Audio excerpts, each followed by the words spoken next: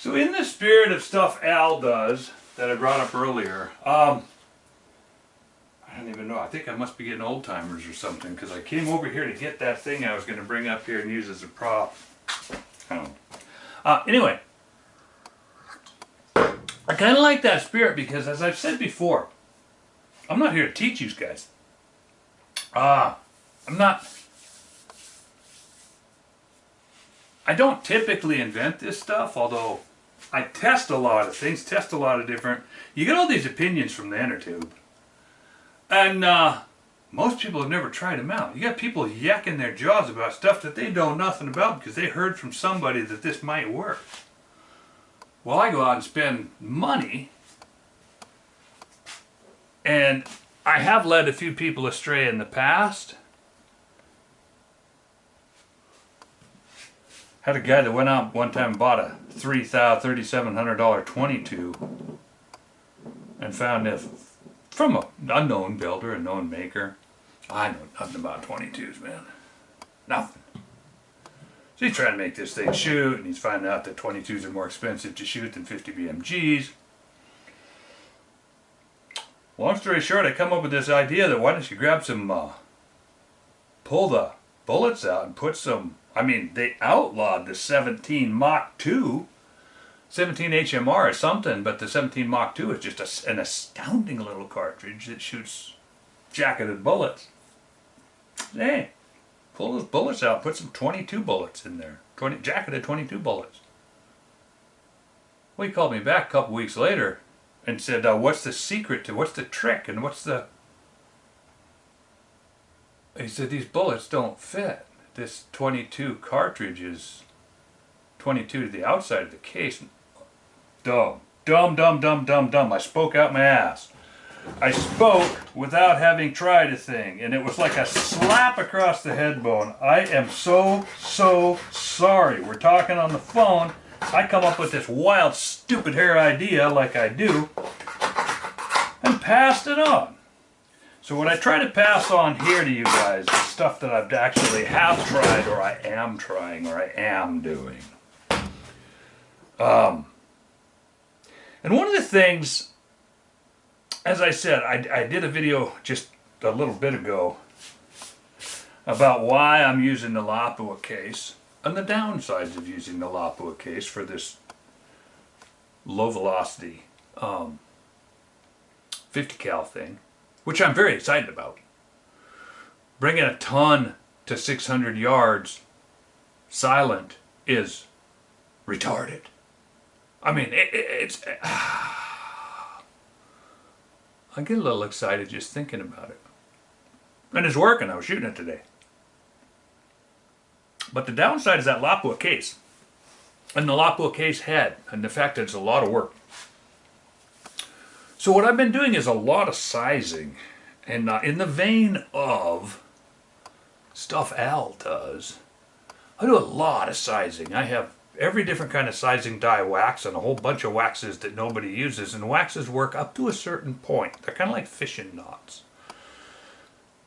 Fishing knots for fish up to 20 or 30 pounds, or even say up to salmon, fall into one category. Fishing knots for running high drag pressure and big stuff falls into an entirely new category. You don't go fish sailfish without knowing what a bimini twist is. You don't tie a Palomar knot or a trilene knot and go hook a sailfish. It'll last about, and it's all done. And we have some big fish here too, and we run 30 pounds of drag pressure. 30 to 35 depending on the mass of the ass, because it takes a pretty big guy to hold 35 pounds of drag pressure. 30 pounds will slide a normal human being across flat ground. But all that aside, I'm not really digressing. I'm saying that the rules change. And one of the first things, this is one of those bullets I pulled with my big homemade kinetic puller. Cheesy bullet. I'm going to use this for velocity testing.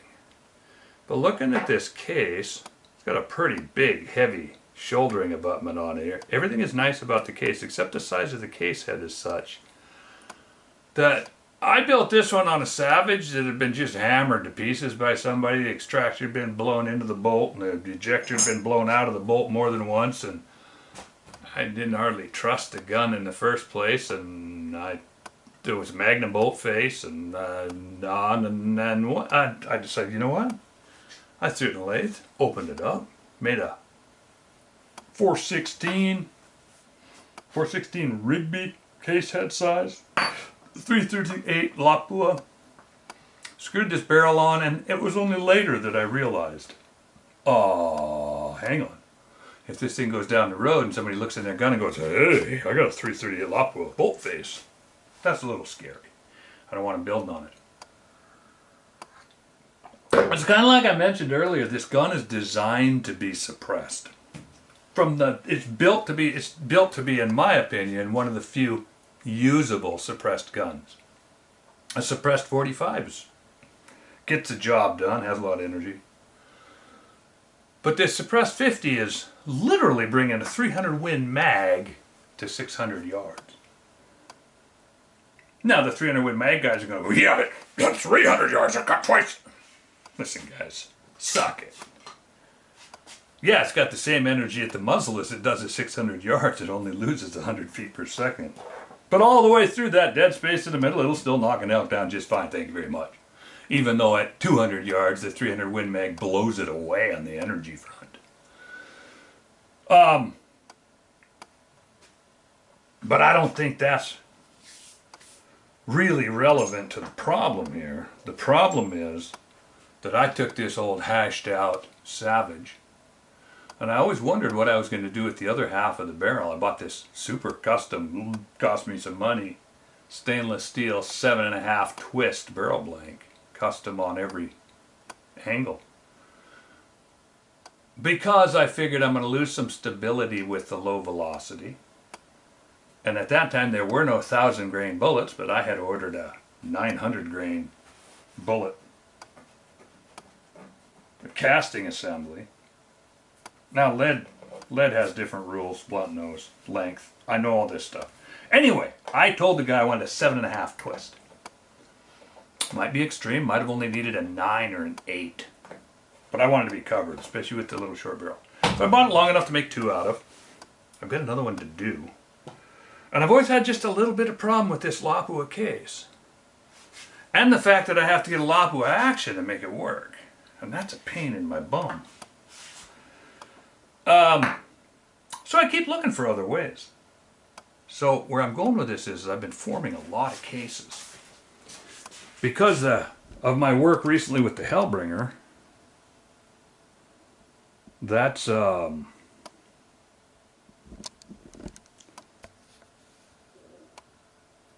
led me to blow out the RUM case to almost parallel sidewalls, and I'm coming to grips with the fact that if I blow it out to parallel, I can get one of these 50s to develop about a 12 thousandths tall head spacing shoulder. So I'm gonna move forward with this. I'm not gonna bore you with it right now, but in the making of this, you have to understand case walls. I'm using this big old 50 BMG to show you. The wall itself tapers and gets thinner and thinner, and then it's basically, before this is necked down and before this is turned off, this is a cup. And the cup is big and heavy here, and it goes thin, thin, thin, thin all the way out, and the last part is drawn out to almost parallel in the neck, or they trim that off later. But what I'm saying is when I take a case and I blow it out to parallel, now the inside is no longer parallel when it comes to turning a neck. So I've been fighting this back and forth. The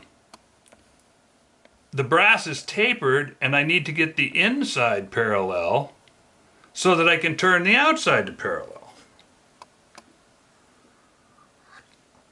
This is the kind of discussion that comes up on the internet all the time, because these guys are like, well, I did everything right and I got this and I got that, but I go to put the mandrel in and it hangs up down at the base. Well, welcome to the donut. It's the thicker shoulder brass being pushed into the neck.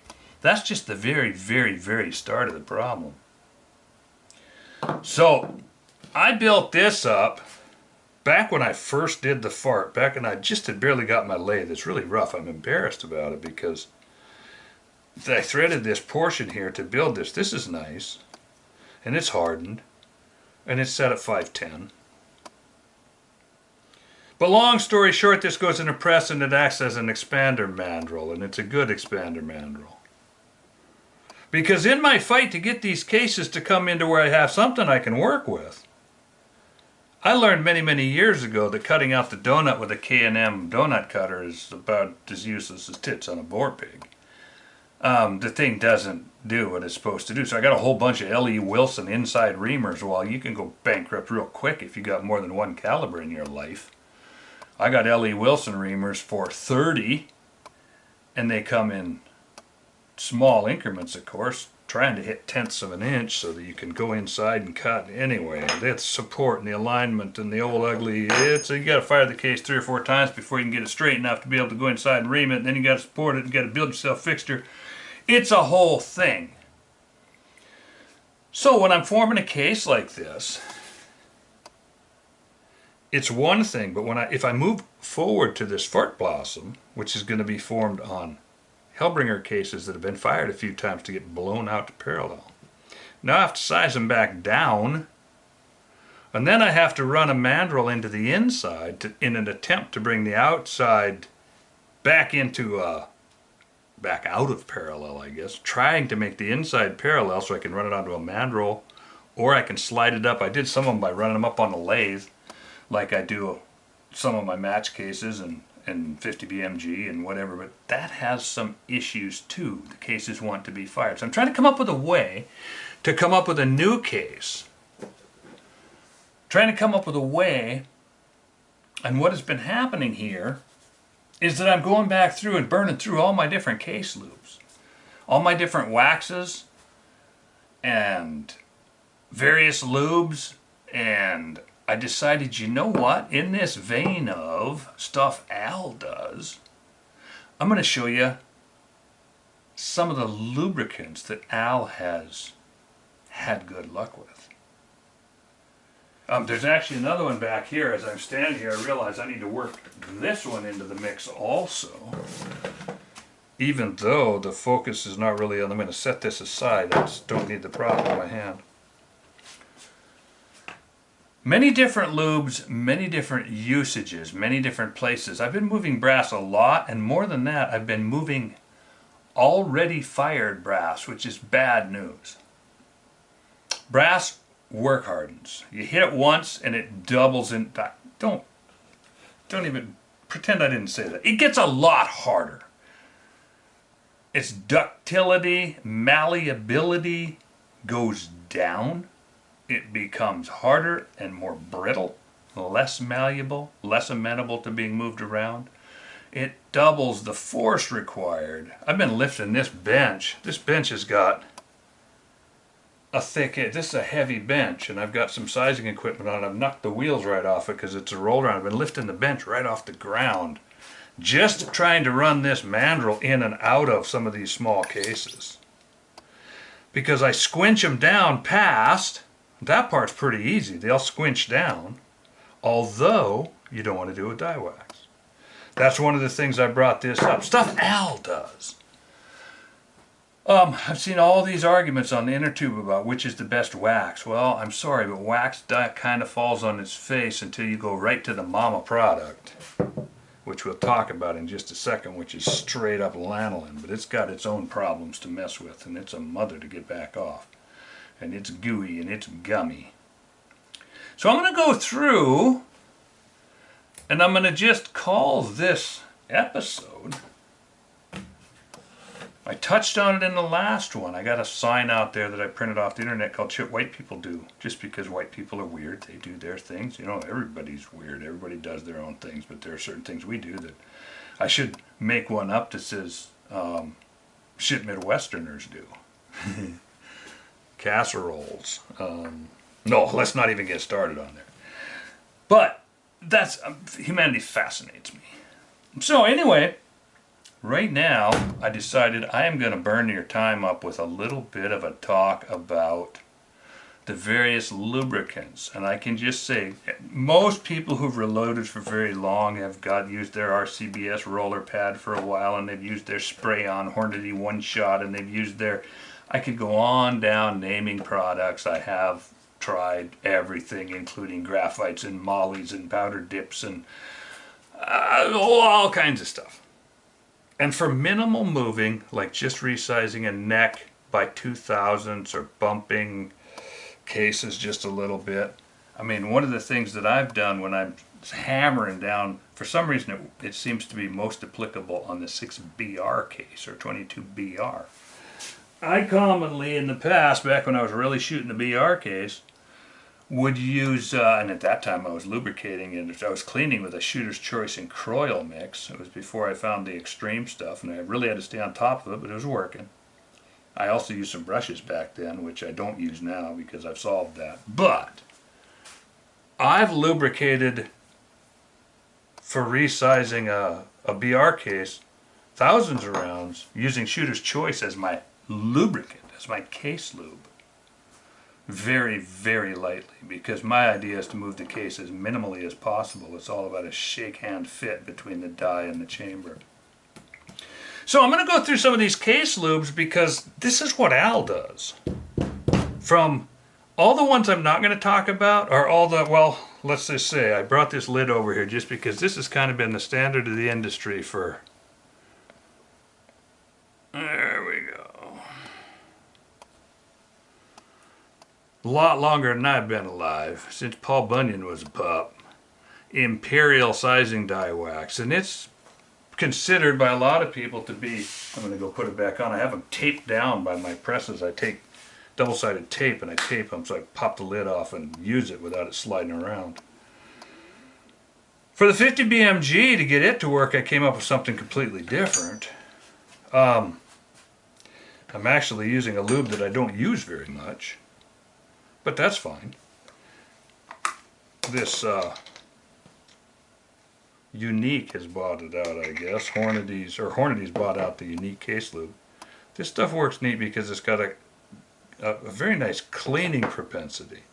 I don't know if I've showed this in another video or not, but I'm going to show it because this particular video is just about lube.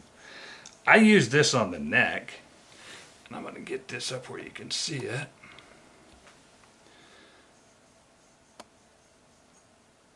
And I don't know if you can see, but it's turned my fingers black and it's left a lot of black smeary residue on there.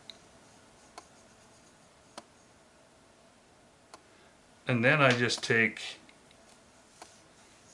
I don't use a cleaning patch obviously, but this just has to lay in there. I use a rag. I clean that back off and it never gets any more lube. This is done and ready to size. Now I go down, take this same stuff and do a little around here, and that squinches this down. So that's where this is the weakest. Even though it's a big case and it requires a lot of work, my die fit is close enough. It's not great. I'm running 4 guns, homemade dies. I got a little, there's probably 3/4 of a thousandths between the 3 chambers. So I have to over lube one and under lube one, and I'm fighting it, but I'm getting it. So that's even wimpier than Imperial sizing die wax, but it cleans this crap off the necks really well. But just to get to the top, I've been moving a lot of cases. The reason I brought this out, like I said, was I thought, well, squeeze these down, they're out of taper, run them back in, back and forth, and work this neck a little bit. I'm finding out that that's not working. And now that I'm designing another case from brass that's been fired a multiple number of times, or at least blown out to almost parallel, so can take a couple of shots, even if I use clays and go out in the yard and just go bap, bap, bap, bap, bap, and fire form them that way. When I say clays, I'm talking about Clay's shotgun powder. I just got many, many, many pounds of it from back in the day when I was doing shotty guns.